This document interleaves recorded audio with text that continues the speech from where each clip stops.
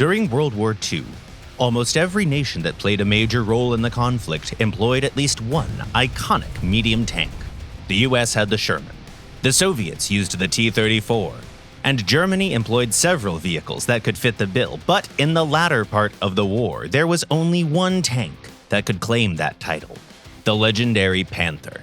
Today we're going to discuss the nuances and strategies involved in using tanks of this series in combat. Let's start with the VK3002M, a prototype of the Panther. Its main difference from the tanks of the main series was that it was 10 tons lighter than other variants, which is both good and bad. On the one hand, the relatively low weight of the vehicle made it more mobile. The VK3002M is one of the fastest tanks at its BR, and is always among the first to make it to key positions on the map. On the other hand, the tank was lighter mainly because it didn't have as much armor on the front. Soviet 85mm and American 76mm shells can reliably penetrate its defenses there, so make sure that you're only exposed to enemy fire when absolutely needed. It's always a good idea to pick your positions and routes in advance. The tank is pretty slow in reverse, so you probably won't be able to get back to cover if you make a mistake. The Panther D laughs at those shells, though. Even more than that. Even American 90mm rounds are no threat to it. Slow turret traverse makes the tank rather vulnerable when fighting against late Shermans and T-34s up close, but at long range that's basically a non-issue. You'll be almost impervious to their fire while your 75mm KWK-42 cannon will easily pen them anywhere, even from more than a kilometer away. If you absolutely have to brawl it out, then go for the Panther A. It has a significantly faster turret traverse, up to 20 degrees per second. Furthermore, its armor arrangement is pretty effective at close range, and a new traverse system gives you a chance to rotate your turret and make it harder for the enemy to hit its weak spots while you're waiting for the gun to reload. Moreover, this variant is equipped with a roof-mounted grenade launcher, with 12 smoke grenades instead of an earlier system with just 6 charges. Being able to set a smoke screen makes it much easier to fight several opponents at once, as you can strategically cut off their lines of sight or conceal the advance of your allies. The G variant plays in pretty much the same way. The tank received a new mantlet that was modified to lower the likelihood of successful enemy penetration into the turret crew compartment. Furthermore, the armor on the turret front is 10mm thicker than on the previous models, but that doesn't really change anything in terms of gameplay. It's worth noting that side armor plates also became 10mm thicker, but they were sloped at a less favorable degree.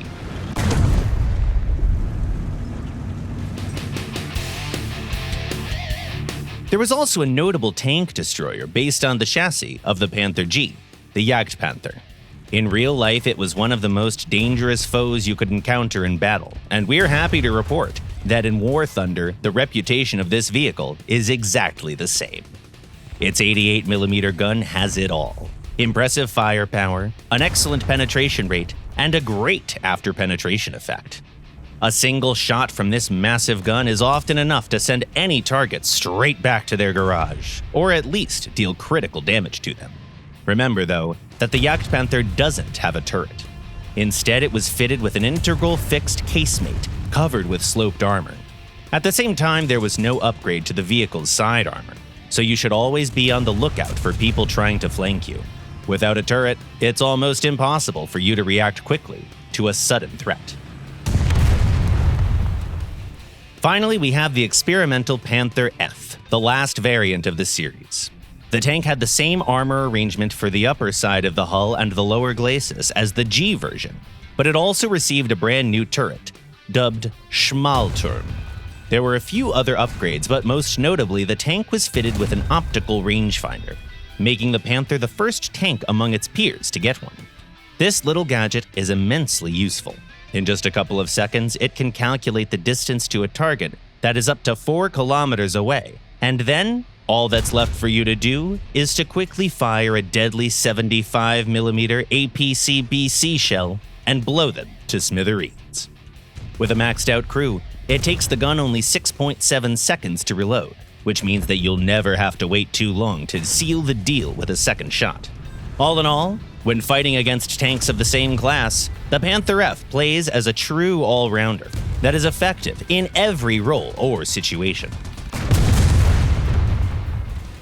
Keep in mind that Panthers were actively used all over the place in different theaters of operations.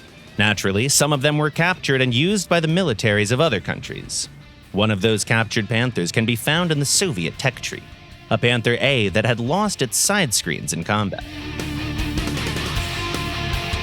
During the Ardennes offensive, Germans actively engaged in subversive warfare and even created a special unit for covert ops. It consisted of captured vehicles as well as German tanks that were modified to look like American vehicles. In War Thunder, there is one such tank, the Ersatz M10, a Panther that was disguised as the M10 tank destroyer by welding additional sheets of metal to the sides of the turret, covering the vehicle in American markings and removing the commander's cupola. Panthers are without a doubt one of the most iconic tank series in the world. They certainly weren't perfect, but they also didn't have any flaws that couldn't be fixed by clever tactics. What's your favorite way to use Panthers in combat? Tell us in the comments below.